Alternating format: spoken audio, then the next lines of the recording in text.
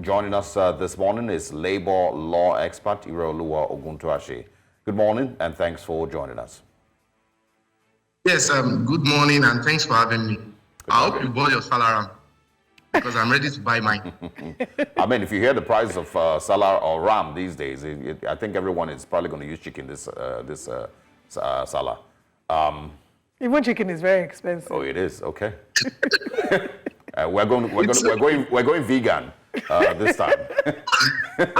I will celebrate with my friends that I've bought. I will celebrate Salah with them. Okay, all right, that's a good way to anyway, go. Let's get into the conversation. I first of all want to get your thoughts on the whole back and forth. You know, Labour has its demands, the federal government has its points that it will cause mass retrenchment.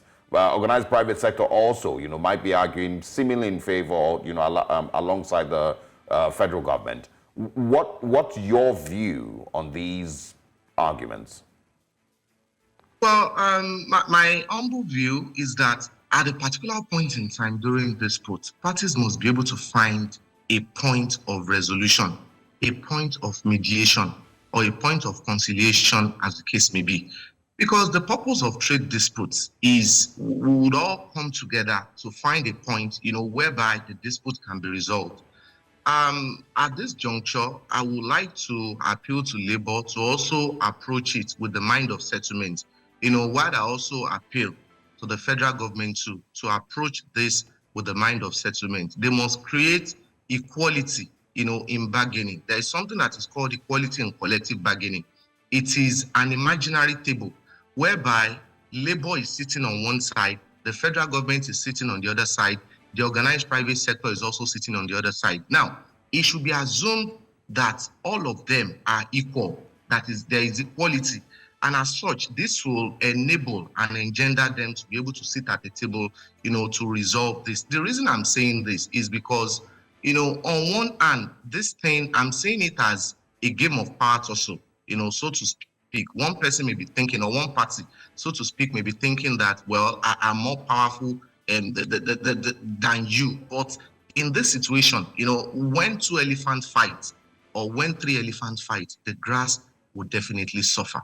You know, that's the point I'm saying this. So they shouldn't see it as if a fight to finish. They should see it as a fight for development. If they see it as that, I believe that all the parties will be able to sheath their sword and also come to an agreement. On the part of the federal government, I've said it several times, that any negotiation or any agreement that you're trying to make, it must be scientific, it must be based on proof. You cannot just come and say that, okay, we cannot pay 60,000, or we cannot pay 62,000, or we cannot pay 100,000. On what basis are we saying that the federal government cannot pay this amount? Let's not forget that the citizens over time, the Labour over time, have seen the bloated government. The Labour over time have seen the way people in the government spend money. You know, the money that belongs to the citizens and to the detriment of the citizens. I believe that's one of the bases upon which Labour may be canvassing the high point of minimum wage. But at this juncture, a lot of waters have gone under the bridge. I think it's high time parties came together in order to finally resolve this issue. And they must be very open, they must be very consensuous, and they must know that in all of this, it is only the poor citizens of Nigeria, the masses of Nigeria, that should win. When you say that it's about time that parties come together, the parties have been coming together over and over again. I mean, we've been seeing the numbers go from, everybody's been shifting grounds. They've been shifting their ask and their demands. Where would you say would be the fair place for the parties to stay? Currently stands at 250,000 from Labour and 62,000 naira from the federal government. So where would you say would be a fair place for parties to meet? Now, when I say the parties come together, let me start at that point. I mean sincerity. I mean consensuousness. In all fairness, on the part of the federal government, have I seen sincerity? It is my humble opinion. No, I have not. Because Labour has shifted ground substantially, no doubt. But on the part of the federal government, apart from shifting ground, have they been able to provide a reason, a basis? And I'm not only saying to the Labour alone, to the citizens of Nigeria, because this trade dispute is also, the public opinion is on the side of Labour. If we were to look at it, or we were to take a percentage poll. And that's why parties coming together mean that the federal government must be sincere in saying that, okay, this is what we have on ground. This is the budget. From this budget, this is the expenses that we usually do on salary. This is the proposed revenue. This is the proposed expenditure. The increase that you are asking for, how is it going to dip into the budget? How is it going to affect the expenditure such that we may not have planned for it? That is one of the sincerity that the federal government needs to show. And this is extremely important. Now, relating to a fair point in which parties may meet, for me, I've always said it, anything above 100,000 is fine for me. 100,000, 101,000 is fine for me. But in addition to all this, federal government has said something which is very important. And what they are saying is that even if we increase minimum wage, would that be the solution? So that means that a lot of responsibility also lie in the hands of federal government to ensure that all the indices and parameters that have caused inflation are curbed. Because Labour are also looking at the high rate of inflation and is on the premise of this that they are canvassing the amount on minimum wage so that the poor citizens will not suffer. Because I tell you, the poor citizens are suffering already. Look at the amount that we used to buy electricity tariff. I've said this on this program before, that gone are the days whereby with my 5,000, I will buy 64 units. Now with your 5,000, I buy 22 units. You know, there is high rate of discrimination band A, band B, band C, band D. When is the responsibility of the federal government, you know, so to speak, government to provide social welfare, which includes electricity. So these are the indices that the federal government needs to look at, so that even in the wake of the increase in the minimum wage, it will still not amount to nothing. Yeah. I mean, there's also those who argue that Labour needs to change its approach or change its demands.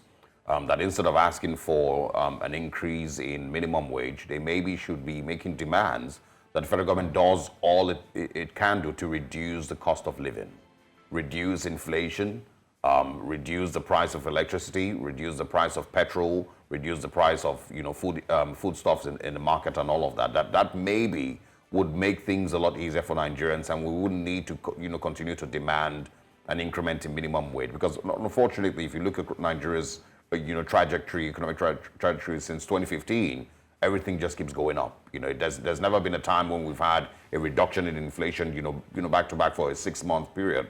It just keeps getting worse.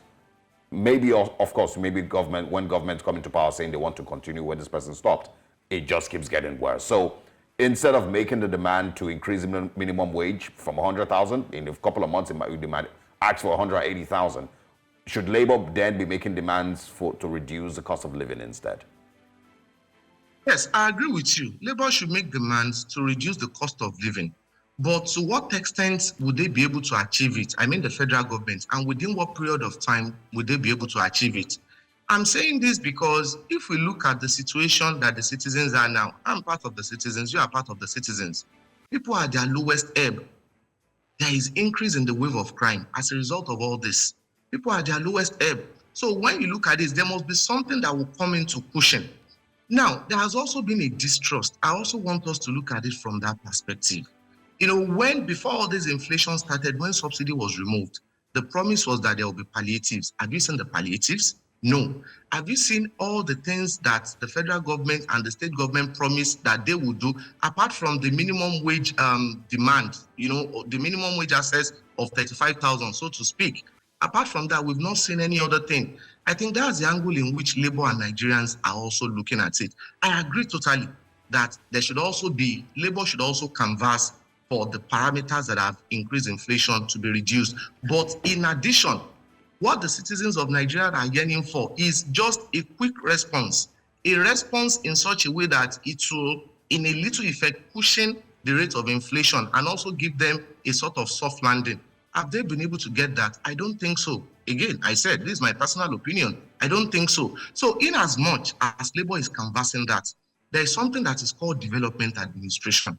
Development administration is a situation whereby the people that are at the end of affairs, they will try as much as possible to identify the challenges on one hand and try as much as possible to, cushion it in such a way that it will not really affect the citizens, such that the government can develop, the citizens can also develop with the government. Are we seeing that now? No, we are not seeing it. So those are the issues. I believe the reason Labour is canvassing for this increase in minimum wage, apart from the fact that it's even over 5 years, is because of this high rate of inflation. Let's look at something. Before, when Labour started this struggle, federal government was yet to increase electricity tariff. Immediately, federal government increased electricity tariff. It now serves as a sort of impetus for Labour to also jack up their proposal to 615. So these are the things that we should be looking out for. So I don't believe that at this juncture that the federal government should not increase minimum wage. The federal government needs to increase minimum wage while at the same time they try to achieve, all the parameters, even without Labour even canvassing that, okay, electricity tariff must go down, all the parameters of inflation must go down. It is the responsibility of the federal government to look at it and ensure that all these things go down. Because the federal government, they are in government. This administration, they are in government to cater for the yearnings of the citizen. And that is the provision that is contained in Chapter 2 of the Constitution: social objective, economic objective, educational objective. All right. With all due respect, I don't be able to achieve all these things. I don't think so. Yeah, I'm guessing you're not the only one who has, similar thoughts. Not very many people have any faith in the current administration to achieve, the reduction in the cost of living, that many people demand. But we'll see. Nigerians have elasticity that, you cannot break. No matter how bad it gets, there's always space for it to get worse. Iraoluwa Oguntuache, thank you very much for joining us. We enjoyed speaking with you, and of course, happy public holidays next week. It's a pleasure speaking with you too. All right.